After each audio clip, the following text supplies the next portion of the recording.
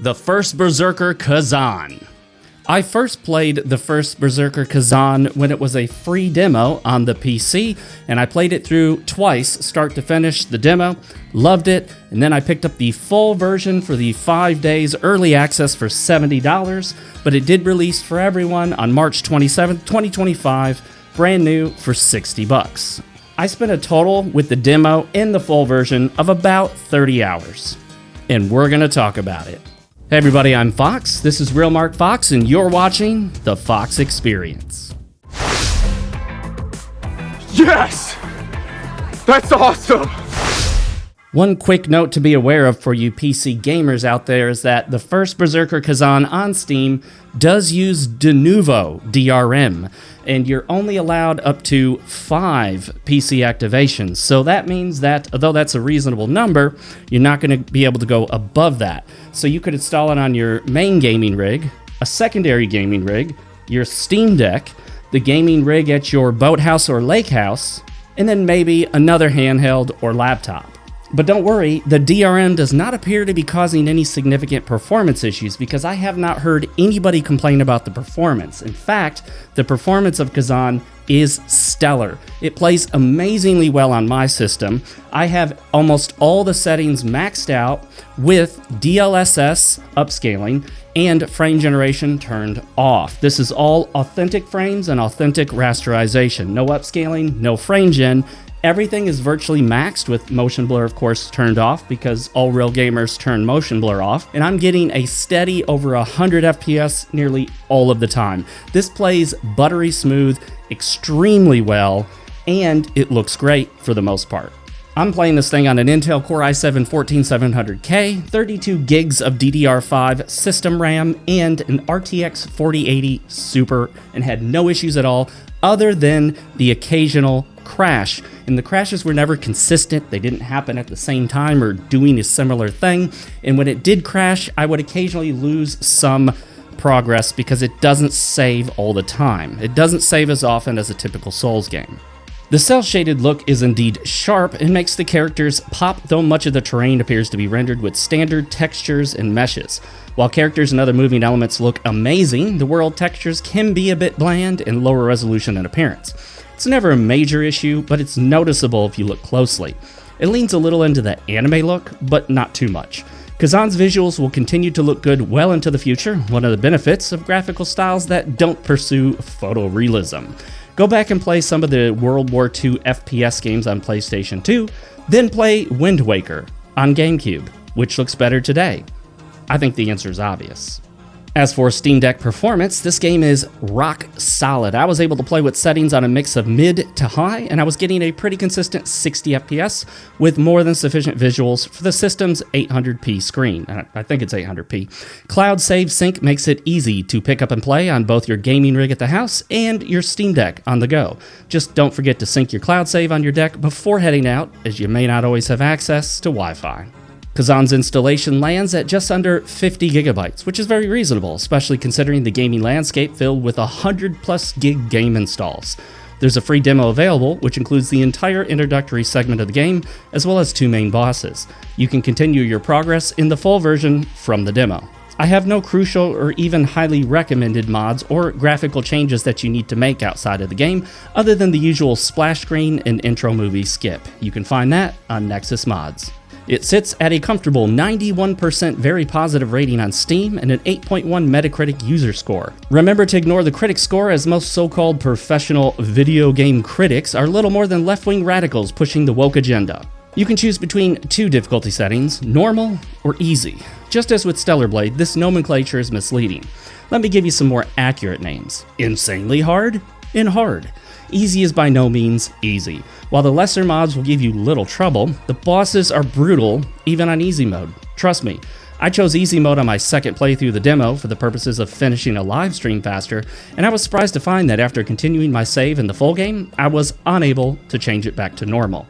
Yes, that's correct. Once you move from normal to easy, there's no going back. You're stuck on easy for the rest of your playthrough. I would have liked that they had changed this, but they probably do this sort of thing for the purposes of achievements.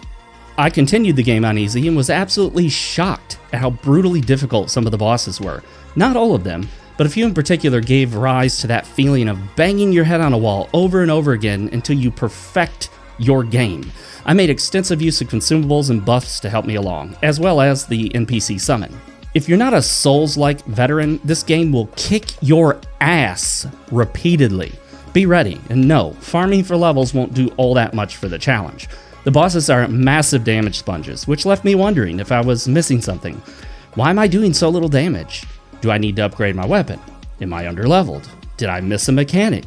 Nope, nope, and nope. Bosses just have massive health pools, requiring you to endlessly chip away at their health bar for an extended period of time. The longer the fight goes on, the more likely it is that you'll start to make some mistakes, and the more mistakes you make, the more likely it is you're going to die. So having these extremely long boss fights because of the extremely massive health pools they have is just not the best strategy in my opinion. I think there are better ways to make a Souls-like challenging than giving bosses tons of health. This led to a lot of unnecessary frustration. On the same topic, the game will be quite manageable most of the time, but then suddenly throw a massive difficulty spike your way. Not only are some of the bosses absolute beasts, like literally and figuratively, but elite enemies strewn throughout the levels can push you to the limit. On top of that, as you get further in the game, they start to throw multiples of extremely tough, hard-hitting enemies at you all at once. My biggest gripe with Khazan is that they went too hard on the difficulty. I like to call this developer tryhard mode, where the devs basically go all in on making sure that you die. A lot.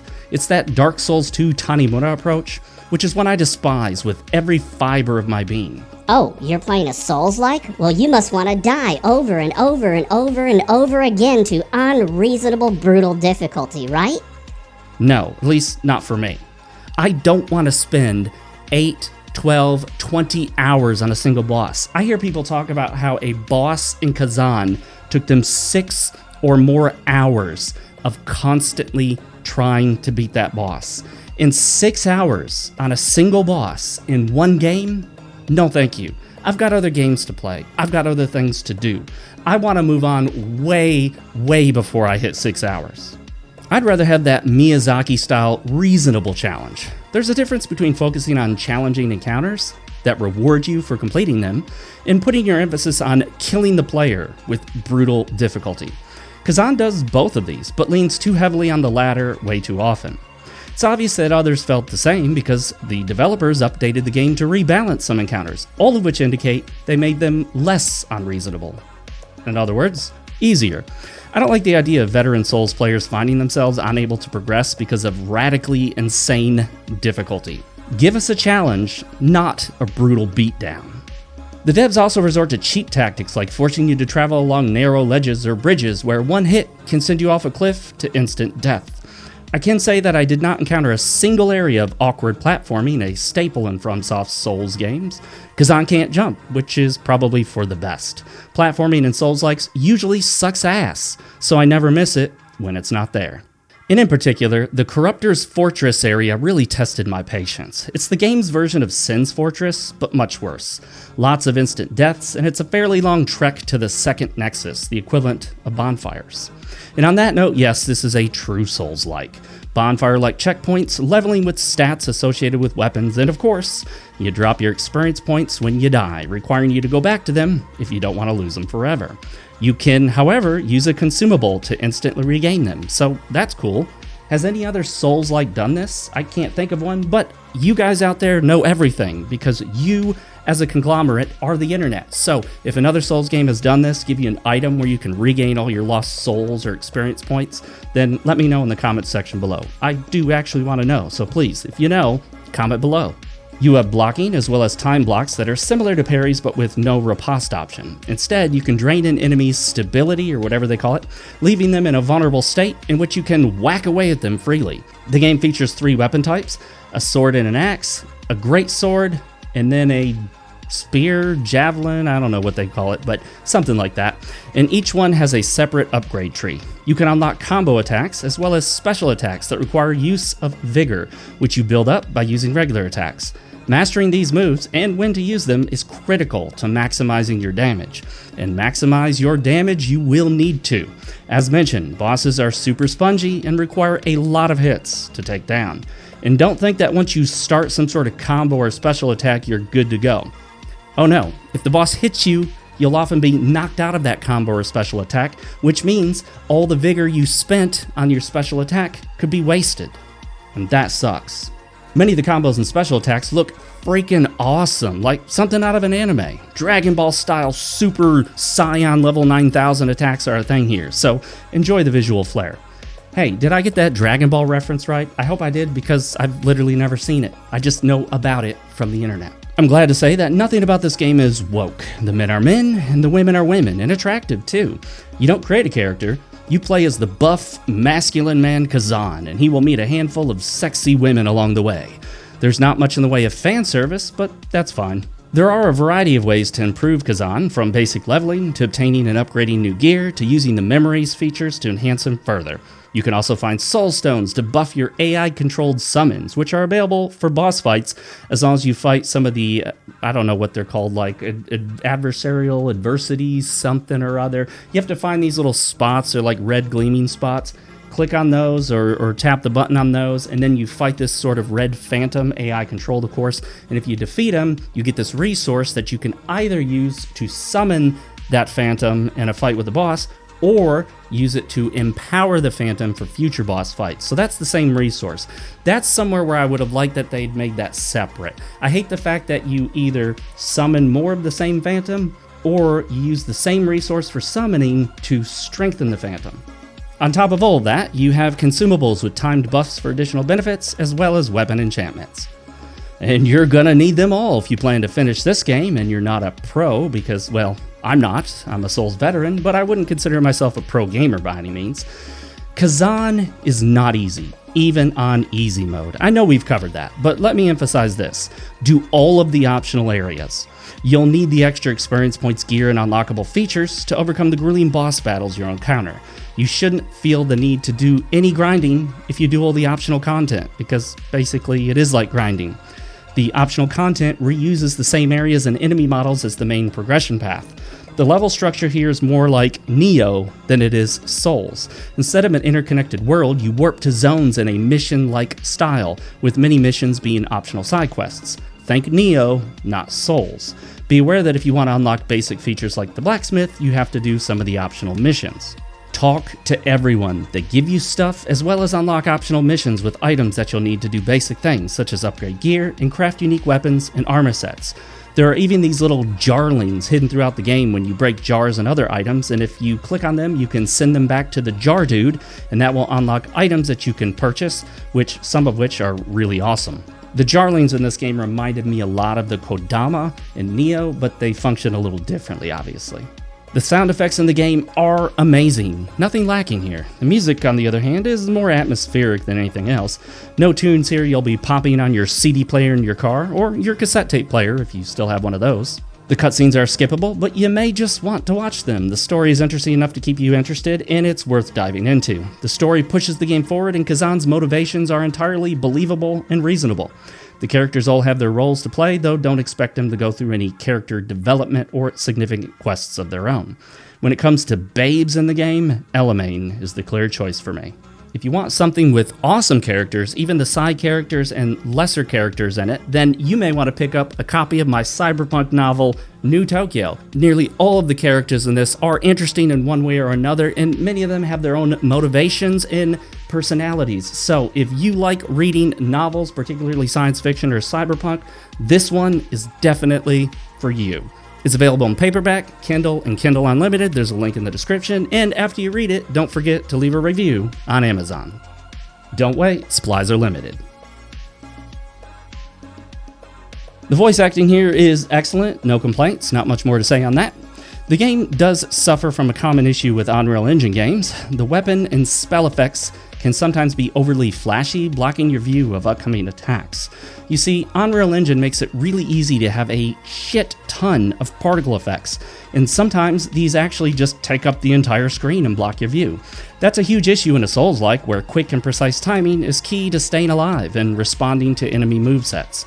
It can also be difficult to know how far the hitboxes extend on the flashier attacks, so trial and error is your friend here. A good thing about Khazan, in my opinion, is that the game contains no gimmick fights. From Software is known for including gimmick boss battles in their games, which some people decry as a break from form, making those battles feel cheap and unsatisfying. All of Khazan's bosses must be defeated through combat, no gimmicks here. Status effects can be a big deal in Khazan. Venom will drain your health and Chaos will eat away at your maximum health bar. Keeping a steady supply of items to ward off the effects of Chaos will be crucial in some fights, as you may find your health bar dwindling to a fraction of its size. So to finish this off, Khazan is a well-optimized and finely tuned Souls-like that looks and plays great, albeit with some balancing issues on the difficulty front. If you don't mind throwing yourself at boss encounters repeatedly until you memorize their movesets and respond with near-perfect precision, then Khazan is probably the Souls-like you've been waiting for. This game will challenge you for sure. If you prefer a more reasonable challenge that lets you progress with time, Khazan's bosses may just lock you out of progressing through the game. You should definitely go with the easy option, and even then, still expect a brutally difficult time. I spent $70 on Khazan with the early access, and while it frustrated the hell out of me at times, I don't regret my purchase. I can't say I'll return to the game for a second playthrough, but for those so inclined, there is a New Game Plus mode. I don't give games a numerical score, but if I were to score Khazan, I would give it an 8.5 out of 10, mainly docking points for the cheap death tactics, radical spikes in difficulty, and reuse content for side missions. But again, I don't give games scores. You know, some people complain that we're inundated with Souls-like and they feel like they're all soulsed out. They don't want any more Souls-likes, they want something different. I don't think that's the problem. You see, I don't think it's a quantity issue, I think it's a quality issue. As long as the game is good, that's all that really matters. I don't hear people saying, "We have too many first-person shooters. I don't want any more first-person shooters." The issue isn't that we have too many Souls-likes, the issue is that we don't have enough really good ones. There are a lot of sort of mid ones, some bad ones, some good ones, and some great ones.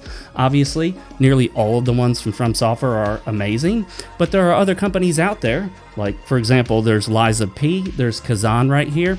There are many other Souls-likes that are really good. And when you find a really good Souls-like, you get drawn into the Souls kind of atmosphere all over again. And I guarantee you, play a good Souls-like and you're gonna love it, even if you played 100 before it. You can never have too much of a good thing, or can you? You know what, maybe you can, I don't know, that's a good question. What do you guys think? Actually, have you played Khazan? And if so, I really want to know what you think of the game, because this one I could see being a game that everybody loves. Now I'm kidding. Some people may be put off by the somewhat anime looking cell shading style, but as long as you don't mind that or think it looks great like I do, I love cell shading. I wish more games were cell shaded. It's not appropriate for all of them, but it is a good looking graphical style and looks good into the future. So I really did like Khazan despite some of my frustrations, but I'd love to hear what you think. Please list it in the comments section below. Tell me if you agreed or disagreed, hit the like or the dislike, hit subscribe, notification bell icon so you always find out about my videos. And of course, if you want to support me in a bigger, more direct way, you can join the channel. It's as cheap as $1.99 or pick up a copy of my novel. That link is down there in the description. Thank you so much for joining me. It means everything to me to see you here again. I love seeing you guys show up to my videos, watch them, leave your comments, hit the like or even the dislike. Let me know so that way I know what you want to see next. And as always, my friends, stay real, keep playing, and never forget, yesterday's tomorrow is today's today. Thank you so much. I will see you next time.